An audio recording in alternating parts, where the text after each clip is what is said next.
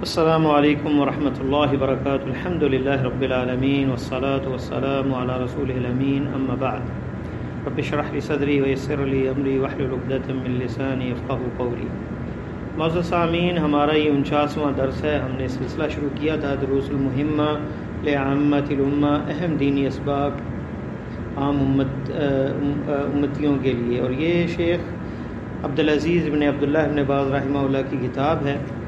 مؤلف نے پہلے احکام فقہ الاکبر یعنی تو عقیدے کے بارے میں گفتگو کی، پھر اس کے بعد فقہ الاصغر یعنی عبادات کے متعلق بات کی. ابھی جو درس ہے اس میں آداب اسلامیہ کے بارے میں. ایک مسلمان کو چاہیے کہ اسلامی آداب کا خیال رکھے، اس کی پاسداری کا خیال رکھے، کیونکہ انسان کی گفتگو جو ہے وہی اس کا عنوان ہوتی ہے. انسان کی پہچان اس کی گفتگو اور اس کی منطق سے ہوتی ہے. تو سلام کہنا، مسکراتے چہرے سے ملنا، دائیں ہاتھ سے کھانا، دائیں ہاتھ سے پانی پینا، بسم اللہ پڑھنا ہر کام سے پہلے، فارغ ہو کے الحمدللہ کہنا، چھینک آئے تو الحمدللہ کہنا، کسی کو چھینک آئے تو جواب میں اسے جو ہے یرحمک اللہ کہنا، اگر وہ الحمدللہ کہے جواب میں تو بیمار پرسی کرنا، جنازے میں شرکت کرنا، نماز کے لیے جانا، نماز جنازہ کے لیے اور اس کی دفن کی رسومات میں جو ہے شرکت کرنا، مسجد کے اندر داخل ہونے کے آداب، گھر میں داخل ہونے کے دعا اور آداب، اور سے نکلنے کی مسجد سے اور گھر سے، اسی طرح سفر کی دعا، والدین کے پاس جانے کا طریقہ، اور اسی طرح رشتہ داروں کی زیارت، ہمسایوں کے ساتھ جو حقوق اور ان کے ساتھ تعلقات، بڑوں کی عزت اور احترام، چھوٹوں سے شفقت و پیار، اور اسی طرح بچے کی کسی ولادت ہو کسی کے ہاں تو اسے مبارکباد دینا، شادی کی مبارکباد دینا، کوئی فوتگی ہو کہیں تو تعزیت کس طرح کرنی ہے، یہ سارے آداب جو ہیں اسلامی. اسی طرح لباس پہننے میں، اتارنے میں، جوتا پہننے میں، ان تمام چیزوں میں آداب اسلامیہ کا خیال رکھا جائے. تو اسلام بہت سی دنیا کے ایسے ممالک ہیں جہاں پھیلا نہ تو تلوار سے پھیلا، نہ کوئی زبردستی لوگوں کو دین میں داخل کیا گیا، بلکہ مسلمان تاجروں کی اچھی صفات حمیدہ اور ان کے اعلیٰ اخلاق کی وجہ سے یہ دین اسلام پھیلا. ان کے معاملات میں صفائی ستھرائی اور ان کے تعامل کے اندر امانت داری اور سچائی، جس کی وجہ سے لوگ متاثر ہوئے. تو ہر مسلمان کو اعلیٰ اخلاق کا جو ہے وہ نمونہ ہونا چاہیے. نبی علیہ السلام نے اس پر بڑی ترغیب دلائی ہے. مسند احمد اور مستدرک حاکم میں صحیح سند کے ساتھ ہے، اور ادب المفرد میں امام بخاری نے اس روایت کو بیان کیا. آپ نے فرمایا انما بعثت لاتمم مکارم الاخلاق، میری بعثت کی گئی تاکہ میں اخلاق کے اعلیٰ مکارم کی تکمیل کروں. اور دوسری حدیث میں فرمایا بے شک اللہ کریم ہے، یحب الکرامہ، اور کرم کو پسند کرتا ہے، ویحب معالی الاخلاق، اور اعلیٰ اخلاق کو پسند کرتا ہے، ویکرہ سفاسفہا، اور برے اخلاق کو ناپسند کرتا ہے. یہ مستدرک حاکم میں ہے اور ابو نعیم نے بھی اسے روایت کیا صحیح سند کے ساتھ. قرآن مجید میں سورہ قلم میں اللہ تعالیٰ نے پیارے حبیب صلی اللہ علیہ وسلم کا وصف جو بیان کیا، آپ کی صفت بیان کی، وَإِنَّكَ لَعَلَىٰ خُلُقٍ عَظِيمٍ، بے شک آپ اخلاق کے بڑے اعلیٰ مقام پر فائز ہیں. اور جب عائشہ رضی اللہ تعالیٰ عنہا سے پوچھا گیا آپ کے خلق کے بارے میں، جیسا کہ صحیح مسلم میں یہ روایت ہے، آپ نے کیا فرمایا؟ قالت كَانَ خُلُقُهُ الْقُرْآنُ، آپ کا اخلاق قرآن ہی کی طرح تھا، گویا قرآن کی جیتی جاگتی تصویر تھے آپ. اور اللہ کے نبی صلی اللہ علیہ وسلم جو کہ مؤید من اللہ تھے، اللہ کی نصرت، فتح اور مدد حاصل تھی، اللہ کے پیغمبر، ایلچی اور رسول تھے، اور سید ولد آدم ہے. اس کے باوجود آپ اللہ تعالیٰ سے مدد مانگتے، اللہ سے سوال کرتے اور کہتے اللہم اغفر لی ذنوبی و خطایائی، اے اللہ میرے گناہ اور میری غلطیاں معاف کر دے، کلہا سارے، اللہم نعشنی وجبرنی، اے اللہ مجھے نشید بنا دے، مجھے جو ہے وہ میرے سے سستیاں دور کر دے اور میری کوتاہیاں دور کر دے. اللہم اہدینی لصالح الاعمال، اے اللہ نیک اعمال کی طرف مجھے میری رہنمائی فرما، والاخلاق، اور نیک اخلاق کی طرف، اعلیٰ اخلاق کی طرف. فإنہ لا یہدی لصالحہ الا انت، اچھے اخلاق کی طرف تو ہی رہنمائی دینے والا ہے، تو ہی ہدایت دینے والا ہے، ولا یصرف سیئہ الا انت، اور برے اخلاق سے بچانے والا یا اسے دور ہم سے کرنے والا صرف تو ہی ہے۔ یہ مستدرک حاکم میں ہے اور ابن سنی کے ہاں شاہد ہے اس روایت کا، اور دونوں طریق کے ساتھ یہ سند حسن درجے کو پہنچتی ہے۔ اور ایک اور جو ترمذی اور ابو داؤد میں حسن درجے کی روایت ہے، فرمایا اکمل المؤمنین ایمانا احسنهم خلقا، ایمان سب سے مکمل ایمان والے مومن جو ہیں وہ سب سے اعلیٰ اخلاق والے، اچھے اخلاق والے ہیں۔ اچھے اخلاق سے انسان دنیا کی کامیابی بھی سمیٹتا ہے اور آخرت کی بھی کامیابیاں سمیٹتا ہے۔ آپ نے فرمایا خیارکم، تم میں بہترین کون ہے؟ احاسنکم اخلاقا، یہ بخاری اور مسلم کے لفظ ہیں، جن کا اخلاق اچھا ہے۔ افضل المؤمنین، افضل مومن کون ہے؟ کہیں خیار کہا، کہیں اکمل کہا، کہیں افضل کہا۔ افضل المؤمنین کون ہے؟ احسنہم خلقا، جن کا خلق سب سے اچھا ہے۔ خلق کیا چیز ہے؟ دو جملوں میں پورا اخلاق کا نچوڑ ہے، بذل المعروف و کف الاذی۔ معروف اچھائی کو پھیلانا، کسی کو تکلیف نہ دینا، یعنی اچھائی کام آنا دوسروں کے، بذل المعروف بھلائی کو پھیلانا، و کف الاذی اور اذیت کو روک لینا، کسی کو تکلیف نہ دینا۔ اور جنت میں جانے کا بھی ذریعہ ہے حسن خلق۔ آپ نے فرمایا انا زعیم ببیت فی اعلی الجنہ لمن حسن خلقہ، اخرجہ ابو داؤد بسند حسن، میں ضامن ہوں گھر کا اعلیٰ جنت کے اندر جس کا اخلاق اچھا ہے۔ سب سے اعلیٰ درجہ جو ہے وہ کون سی ہے؟ وہ جنت الفردوس ہے۔ تو سب سے اعلیٰ جو جنت ہے اس کا آپ نے اس کی گارنٹی دی کہ میں اس کا زعیم ہوں، اس گھر میں، اعلیٰ جنت کے اندر گھر میں جس کا خلق اچھا ہے۔ اور ایک اور روایت جو طبرانی میں صحیح سند کے ساتھ ہے، فرمایا احب عباد اللہ الی اللہ، سب سے پسندیدہ اللہ کے بندے اللہ کے ہاں کون ہیں؟ احسنہم خلقا، جن کا اخلاق سب سے اچھا ہے۔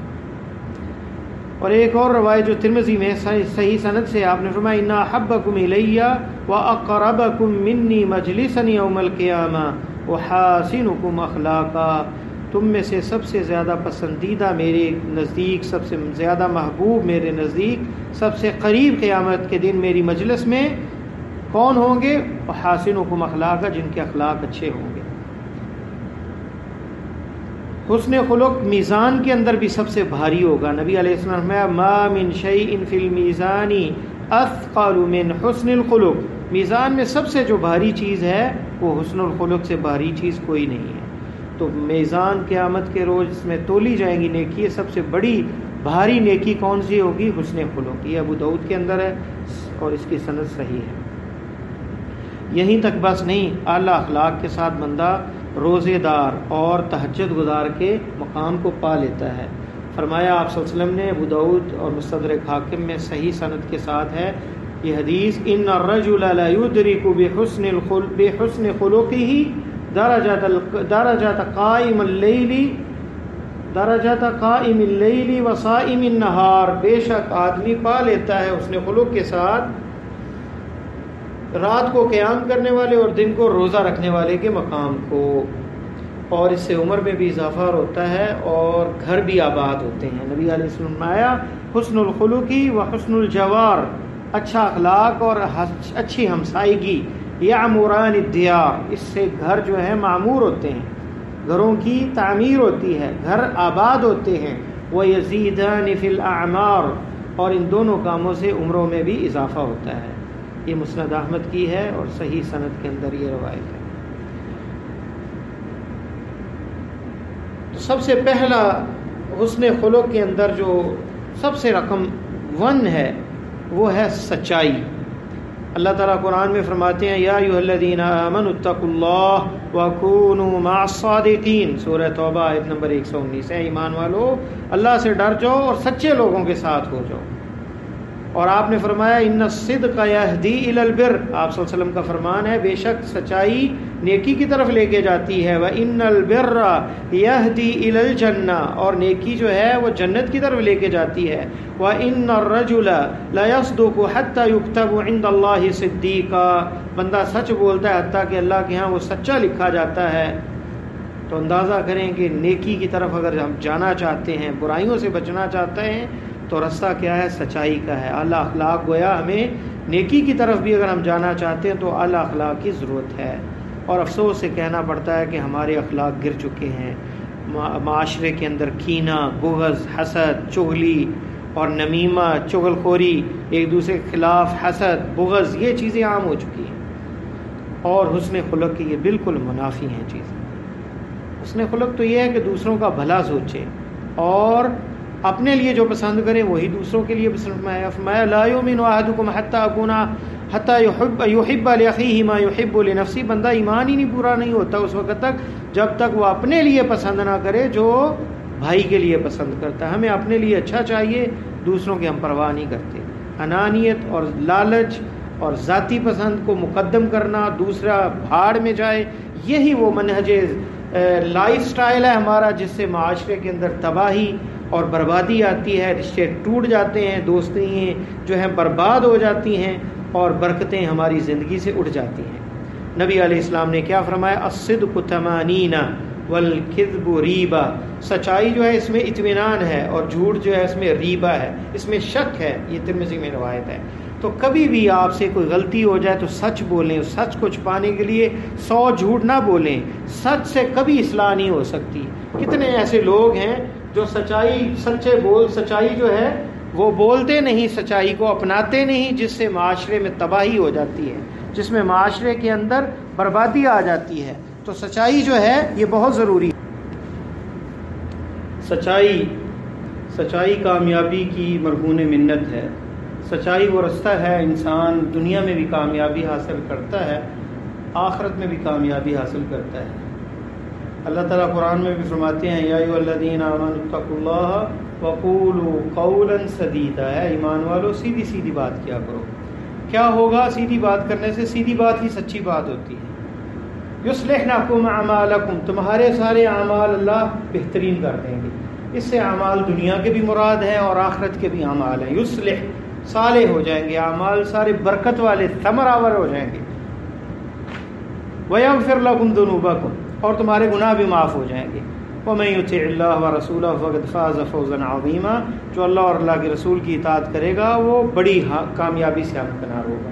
تو دنیا کی کامیابی، آخرت کی کامیابی، تجارت کی کامیابی، آپ کے ریلیشنز کی کامیابی، آپ کے گھریلو آئلی زندگی کی کامیابی سچائی پر ہے، جس کی بنیاد سچائی پہ ہونی چاہیے۔ جو رشتے سچائی پہ قائم ہوتے ہیں، جو تجارت سچائی پہ قائم ہوتی ہے، اس میں خیر و برکت ہوتی ہے۔ ایک حدیث میں آپ نے فرمایا کہ جب تاجر تجارت کرتا ہے اور خرید و فروخت کرتا ہے، ان بینہ، اگر وہ بیان کرے سلعہ، جو سودا بیچا جا رہا ہے اس کا عیب بتا دیں، اس کی صفات کھل کے بتا دیں، عیب ہے تب بھی، اچھائی ہے تب بھی، وصدقا، اور سچ بولیں، وہ بورک فی بیعہما، اللہ ان کی خرید و فروخت میں برکت ڈال دیتے ہیں۔ وَإِن كَتَمَا، اگر عیب چھپائیں، اس کے اندر عیب ہے یا کوئی کمی ہے، خامی ہے، وہ چھپا لیں۔ وَكَذَبَا، اور جھوٹ بولیں، مُحِقَتْ بَرَكَتُ بَيْعِهِمَا، ان دونوں کے خرید و فروخت کرنے والوں کی جو سودا ہے اور اس کا جو پروفٹ ہے اور وہ جو تجارت ہے اس میں برکت اٹھ جاتی ہے۔ اب یہ ہزاروں لاکھوں بھی کما لے تو پوری نہیں پڑے گی۔ تو سچائی بنیاد ہے ہر چیز کی، اس لیے آپ نے فرمایا الصدق طمانینہ، اطمینان ہے سچائی میں، والکذب ریبہ، بچیوں سے غلطیاں ہوتی ہیں تو سچ بولیں، چھپائیں نہیں، جھوٹ نہ بولیں، ان سے بڑے بڑے فسادات بعد میں ہوتے ہیں اور بڑی بڑی مصیبتیں آ جاتی ہیں۔ ایک غلطی کو چھپانے کے لیے جھوٹ بولا جاتا ہے اور ایک جھوٹ کو بچانے کے لیے پھر 100 جھوٹ بولے جاتے ہیں۔ کبھی بھی جھوٹ کا سہارا نہیں لینا چاہیے، اس سے اصلاح کبھی بھی ناممکن ہے، کبھی بھی ممکن نہیں ہے کہ اصلاح ہو سکے اور بہتری آ سکے۔ تو سچائی بولنی چاہیے گفتگو کے اندر، وعدے کے اندر اور خرید و فروخت کے اندر، بیچتے وقت، خریدتے وقت۔ تو سچائی مسلمان کا شعار ہونا چاہیے اور اس کی عادت ڈالنی چاہیے اپنے ہر حوال میں، کیونکہ صدق کے اندر نجات ہے۔ اللہ تعالیٰ نے اس لیے حکم دیا کہ ایمان والو کونوا مع الصادقین، سچوں کے ساتھ ہو جاؤ، جھوٹے بندے کو دیکھیں تو اس سے دور ہو جائیں۔ کنارہ کش ہو جائیں۔ دوسرا جو وصف اخلاقیات میں ہے وہ امانت ہے۔ اللہ تعالیٰ نے امانت کے بارے میں فرمایا سب سے بڑی امانت یہ شریعت کی امانت، اللہ کے احکامات ہیں جو انسان نے اٹھا لیے۔ انا عرضنا الامانۃ علی السماوات والارض والجبال فابین ان یحملنها واشفقن منها وحملها الانسان انه كان ظلوما جهولا، سورہ احزاب کی 72 نمبر آیت۔ ہم نے جب پیش کی یہ شریعت کی، یہ دین کی امانت آسمانوں اور زمینوں پر، پہاڑوں پر، تو انہوں نے بھی انکار کر دیا کہ وہ اس کو نہیں اٹھا سکتے۔ ہم نے شفقت کی، رحم کیا ان پر، اور انسان نے اس ذمہ داری کو اٹھا لیا، اس امانت کو اٹھا لیا، اللہ تعالیٰ کی نائب ہونے کی اور اللہ تعالیٰ کے احکامات کو زمین کے اندر نافذ کرنے کی اس امانت کو۔ بے شک انسان بڑا ظالم اور جاہل ہے، جاننے والا نہیں ہے۔ تو اس چیز کا ادا کرنا جو اللہ تعالیٰ نے انسان کو مکلف کیا ہے، اپنی اولاد کی امانت ہے، بیوی اولاد کی تربیت، اور بیوی نیک بیوی جو ہے اس کی تربیت بھی، اور ان کی امانت، ان کی ذمہ داری، اللہ تعالیٰ کی اطاعت میں انہیں صرف کرنا، انہیں جو ہے اللہ کی عبادت کا عادی بنانا، اللہ سے محبت جو ہے ان کے دلوں میں جو ہے وہ ڈالنا، اور ایسا ماحول ان کو میسر کرنا جس سے وہ اللہ کی طرف راغب ہوں۔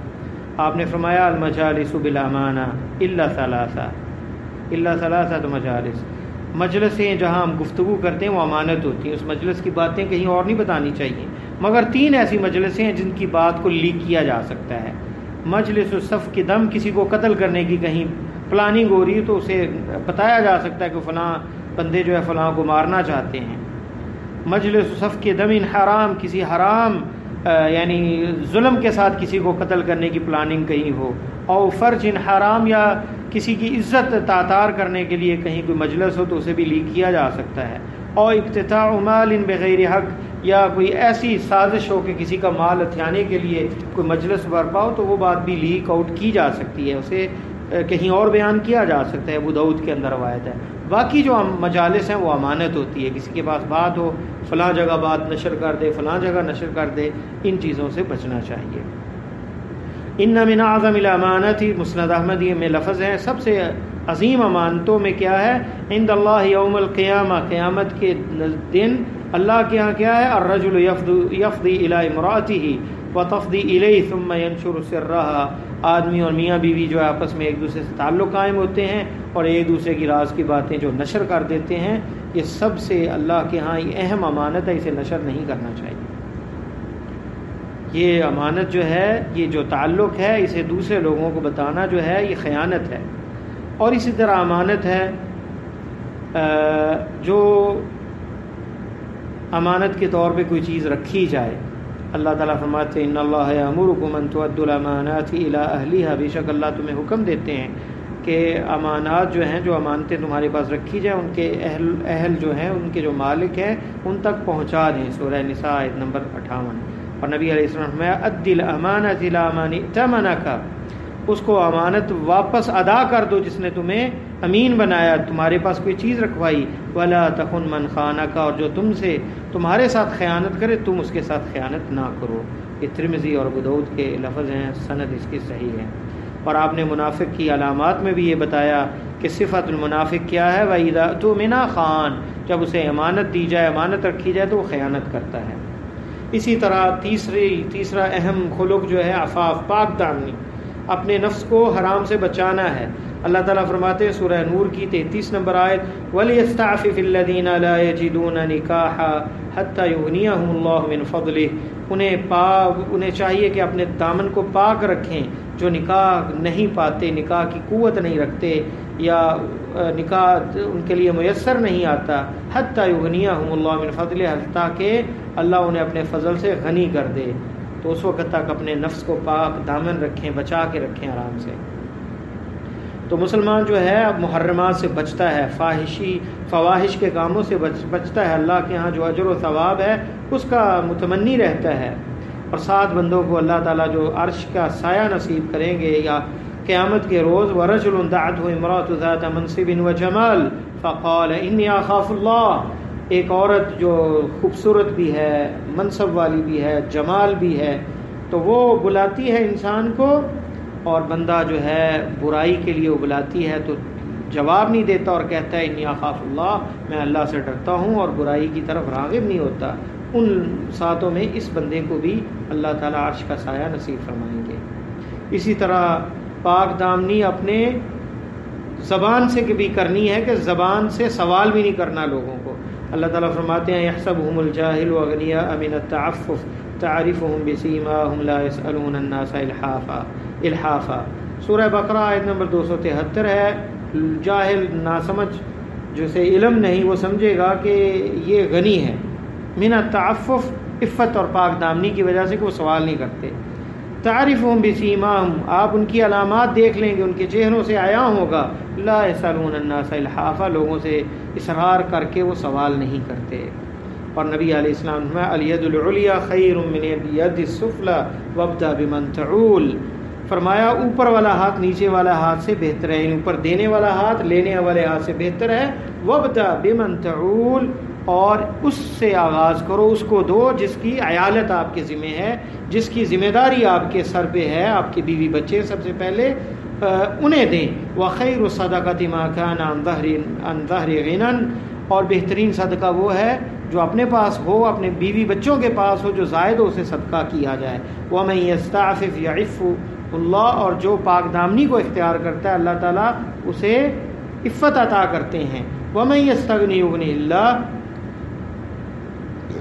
اور جو استغنا کو اپناتا ہے، سوال نہیں کرتا اور صبر کرتا ہے، اللہ بھی اسے غنی کر دیتے ہیں، بے پرواہ کر دیتے ہیں، لوگوں سے اپنی طرف سے اللہ اسے عطا کر دیتے ہیں۔ بخاری اور مسلم کے لفظ ہیں۔ تو اندازہ کریں سچائی، پاک دامنی، امانت، یہ وہ عظیم صفات ہیں، کوالٹیز ہیں جس مسلم میں پائی جائیں، وہ عملہ نادرہ ہے، وہ ایسا شخص ہے کہ قیامت کے روز آپ نے فرمایا قیامت کے قریب امانت اٹھا لی جائے گی۔ بڑا ہی مشکل سے کوئی بندے کو ایماندار ملے گا، کہا جائے گا فلاں بستی میں ایک بندہ ہے جو بڑا امین ہے، ورنہ ہر طرف خیانت ہوگی۔ اور یہ حال اس وقت امت میں نظر آتا ہے۔ ہمارے بڑے بڑے جو ذمہ داران ہیں، حکومتی ذمہ داران ہیں، ان کے بلنڈر آپ سنیں، ان کے وہ جھوٹ سنیں، ان کی خیانتیں سنیں تو کانوں کو ہاتھ بندہ لگاتا ہے۔ قیامت کے روز یہ سب وبال جان ہوگا، اور قیامت کے روز نہ دینار و درہم کام نہیں آئے گا، بلکہ لوگوں کے حقوق جو ہیں وہ دینے پڑیں گے، اور اس وقت دینار و درہم تو نہیں ہوگا۔ تو جیسے صحیح مسلم میں حدیث آتی ہے، آپ نے فرمایا کہ مسکین جانتے ہو کون ہے؟ فرمایا جس کے پاس، مفلس وہ ہے جس کے پاس دینار و درہم نہ ہو۔ فرمایا نہیں، روزے زکوٰۃ نماز پڑھی ہوگی لیکن کسی کو مارا، کسی پہ ظلم کیا، کسی کا مال ہڑپ کیا، کسی کو قتل کیا، تو قیامت کے روز یہ لوگ آئیں گے تو اس کی نیکیاں بانٹ دی جائیں گی۔ فَإِن فَنِيَتْ حَسَنَاتُ، نیکیاں ختم ہوگی اس کے پاس تو ان کی برائیاں، ان کے گناہ اس کے سر پہ ڈال دی جائیں گی۔ ثُمَّ طُرِحَ فِي النَّارِ، پھر اسے آگ میں پھینک دیا جائے گا۔ وَالْعِيَاذُ بِاللَّہ، یہ صحیح مسلم میں حدیث ہے۔ اللہ سے دعا ہے اللہ ہمارے اخلاق کو بہتر بنائے، اور ہمارے اللہ تعالی ہماری اخلاقی زندگی بہترین بنائے، اور عائلی زندگی، معاشرتی زندگی، اخروی زندگی، ہر زندگی، یہ تمام زندگی جو ہے خوشیوں سے معمور ہو اور برائیوں سے دور ہو۔ سبحانک اللہم بحمدک، اشہد ان لا الہ الا انت، استغفرک و اتوب الیک۔